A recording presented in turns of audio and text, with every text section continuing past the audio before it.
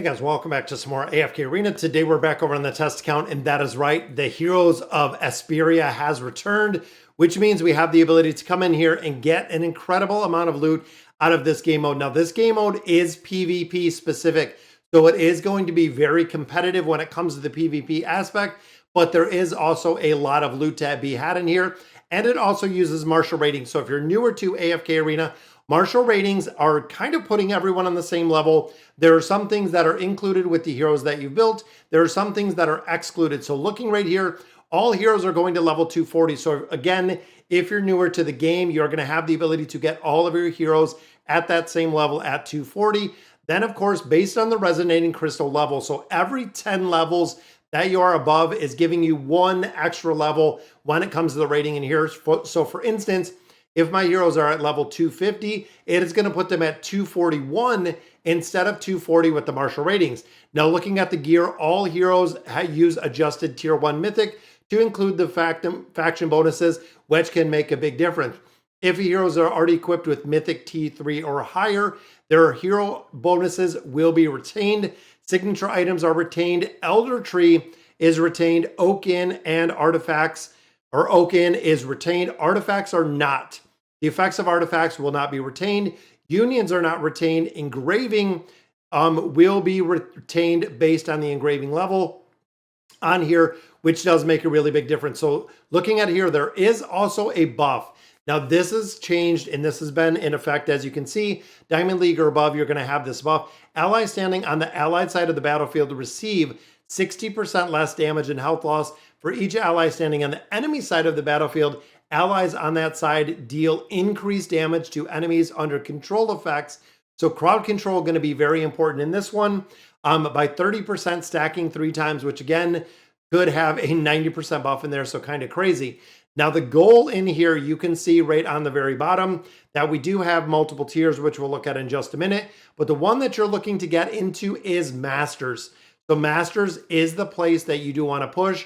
Reason is the bizarre tokens, but also getting the ability to get the Stargazer scrolls in there makes a big difference. And you also do get a lot of summons. Now, on top of this, there are daily rewards. There are also seasonal rewards depending on where exactly you land. So if we go on Masters, like I said, you do get some of the Stargazer scrolls. You also do get some tier 4 stones, but you get the bizarre totems, which I love that they added them in here. Then, of course, when it comes to the heroic rewards, you can actually get animated, or excuse me, avatar frames out of here. They are not animated, but you can see. And unfortunately, this has never changed since we've been doing the Heroes of Asperia. But you can see there is a multitude and there is a couple different layers that you can get a lot of loot out of here. So in addition, when you join, you are going to be, and again, it is PvP based. You're going to have the ability, depending on where you are, you'll see I'll collect all right here. It is going to give me some chests, which of course is some pretty good resources. We also do get some summons out of there. And like I had said, there are going to be a multitude of ways to get loot in here. Champion bounties are going to be based on quests. So you can see in here, complete 3 battles, complete 5 battles. There are going to be daily rewards that are calculated in here. There are also going to be seasonal rewards, again, which are going to roll up to get more loot and more stuff out of this game mode, making sure that you do come in here and you do get and collect up all of this loot, because they have kind of stacked loot on top of loot. Because then when you go through to the actual event, and again, looking at the tiers, right here we have 500k for the gold. We do have chests. This is going to give you the ability to get some red chests out of here, which I would absolutely recommend. But as you start getting further and as you do move up different ranks, the chests get bigger, the rewards get greater. You actually get to the point of getting some engraving mats. You get to the point of getting a lot of additional things. So right here are some elemental cores. But again, the goal that you're looking for is getting all the way to legend. And you'll see we have diamond right here, which again is going to add more chests. You're getting resources. You're getting baits out of here. You're getting everything as you make progression until you hit this tower. Once you hit this tower, you cannot go down in rank. You cannot be kicked out of the Legends level within the Heroes of Asperia. You will actually be kind of stuck in there and be able to make progression, hopefully. But again, this is the goal that you want to get to. Now, when you go into the actual fight itself, we'll go ahead and just pick, let's say right there, 12 million. This also gives you loot. So crazy enough, you'll see right here, daily rewards left, 3 of 3. So you get daily rewards. The rewards, of course, are going to roll up to the progression rewards. So you're getting overall season rewards. You can also have the opportunity to get one of those frames. And on top of everything else with this, you are getting daily reward loot going in here based on the teams and based on the ability to actually take out these teams. And you can see on the test server, this is a very, very basic account that we have. Speed it to 4.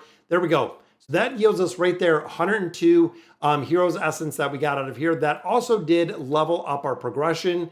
So as we go ahead and we raise our ranking here, it is going to give us higher progression, resulting in higher rewards. And then, of course, that is going to go in and fill out the champion bounties as we continue to make progression in here.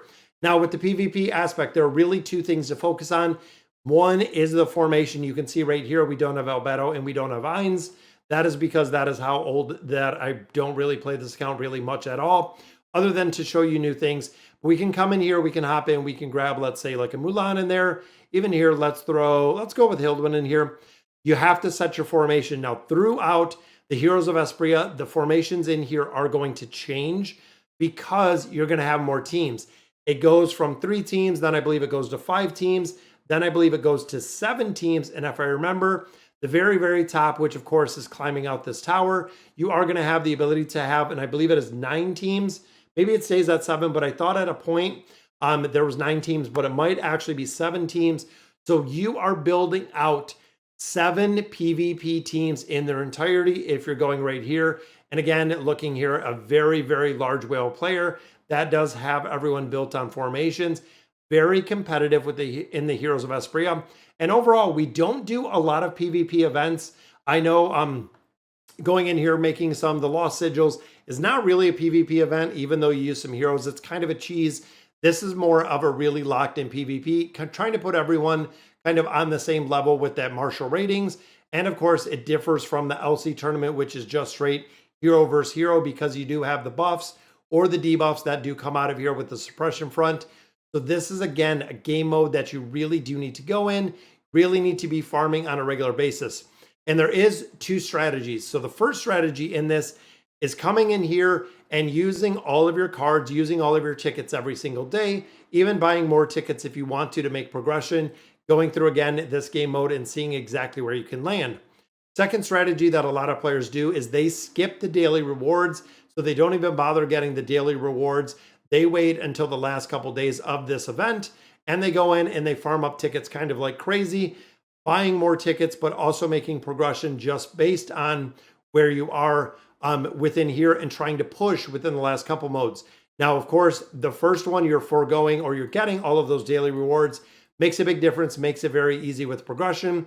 The second way, where if you're waiting to make progression, it makes it a lot easier because all of the larger players have already moved through a majority of the Heroes of Espria. They have gotten to the point where they've already just kind of eclipsed where you're at, and you don't have to worry about the larger players because you don't have to fight them. Now, you'll also notice that this is complete 5 battles. Completing 5 battles in here every day, even though only 3 of them give you their rewards. The 5 battles, win or lose, and that is something to know. You don't have to have 5 victories. You have to have 5 battles, so it does make it a lot easier when you're coming in this game mode and starting to make progression. And of course, like we said earlier, a lot of it is based on your ability and your resonating crystal level to really make some more progression. So you can see we got some pretty good loot out of here so far, and it's very, very early. We do get another rank. So as we make progression, it's going to make a big difference. But all right, guys, if you're familiar and you like the Heroes of Espria, drop a note below. Let me know in the comments. If you're new, welcome to the PvP event. And let me know in the comments what you guys think. And as always, thank you guys for watching.